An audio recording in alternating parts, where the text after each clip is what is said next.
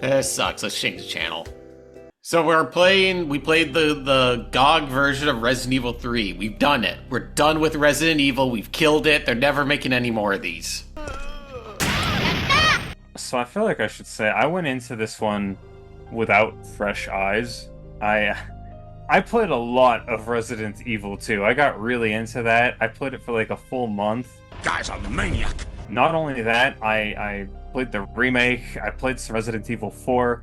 By the time I was done with all that, then they finally announced when this was coming out. I was kind of all Resident Evil'd out. I guess, yeah, I was in a similar situation like you, where, like, yeah, we had just done Resident Evil 1 and 2 back to back, but I was actually, like, a lot of the game, like, was throwing curveballs at me that made it feel fresh in some areas. Like, one thing 3 has that 1 and 2 don't is this feeling of all hell kind of just breaking loose. If you don't know what the triggers are for Nemesis appearing, then, like, he just kind of sneaks up on you.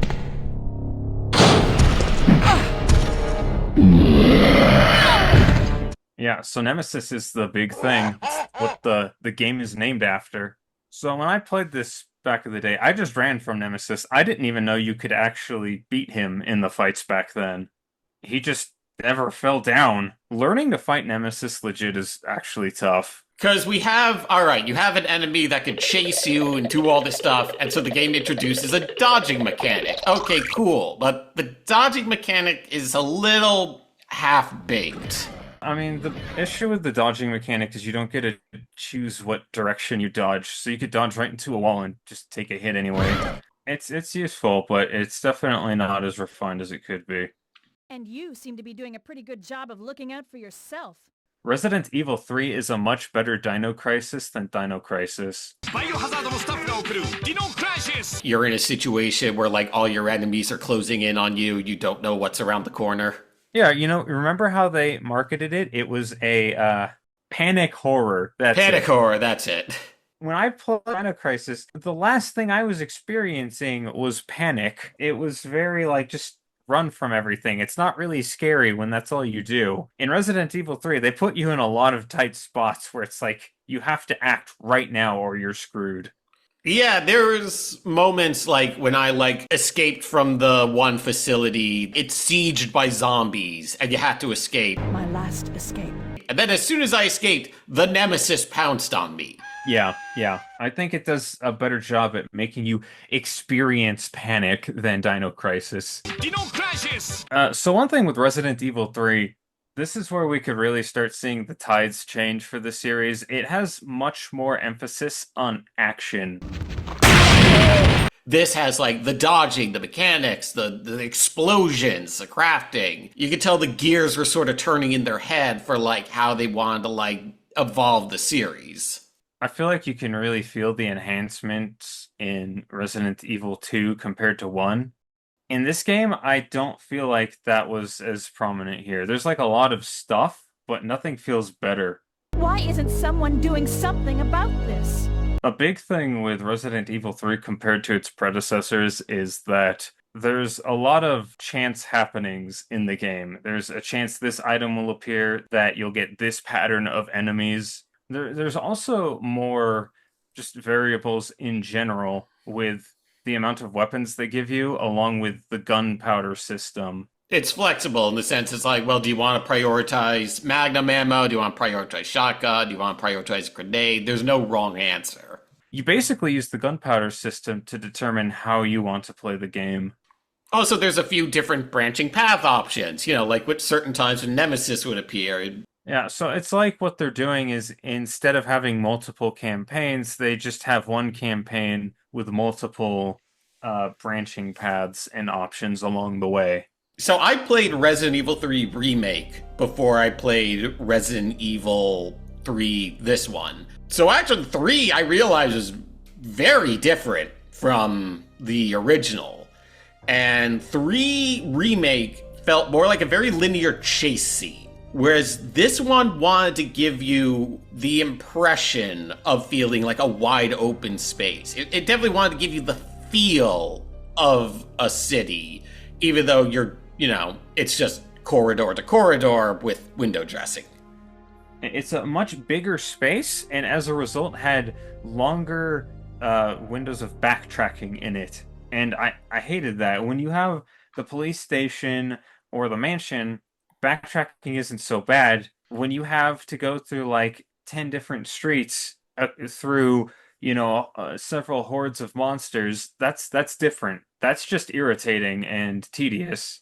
And also the mansion and the police station, they'd be like, you start out, then you open up some shortcuts. Be like, okay, now I don't have to take the long way. Every way in Resident Evil 3 is the long way. Yes, it is. I still enjoyed this game. I can understand why it has this kind of cult following. It feels like they were really throwing a lot of shit at the wall just to see what sticks. This is a good game. I think 3 more than the others is based around replaying, though. Like, you're really not supposed to see and do everything in a single playthrough. You really can't. You know what I do like in this game? The voice acting. Rescuing you is becoming a full-time job.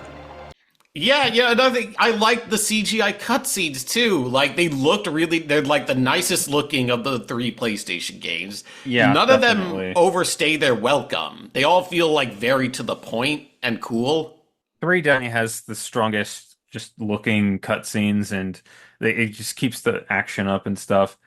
But with the voice acting, the thing is, I always hear people criticizing Resident Evil 3's voice acting, and I don't really understand why. This is genuinely good, well voice acted stuff right here. There's a few lines that are a little like cheesy, but cheese is like part of the identity of Resident Evil. You have to look at what like everything everyone had to work with at the time. These were pretty low poly characters. They couldn't convey a lot of emotions in their faces or anything like that. We couldn't get up close facial shots to let us know how the character is feeling. We had to use very wide and exaggerated motions for these characters to express them. And that also applies to the voice acting. The voice acting needs to be exaggerated in order to convey those things, appropriately. And then, you know what? At the very start of the game, where Jill's talking to Dario's like a step above like anything Resident Evil had seen at the time. What do you think you're talking about? I just lost my daughter out there. How dare you tell me to go back outside? And that's a guy who sounded pissed off and scared and broken and just not wanting to have anything to do with shit anymore. That was a good, strong performance.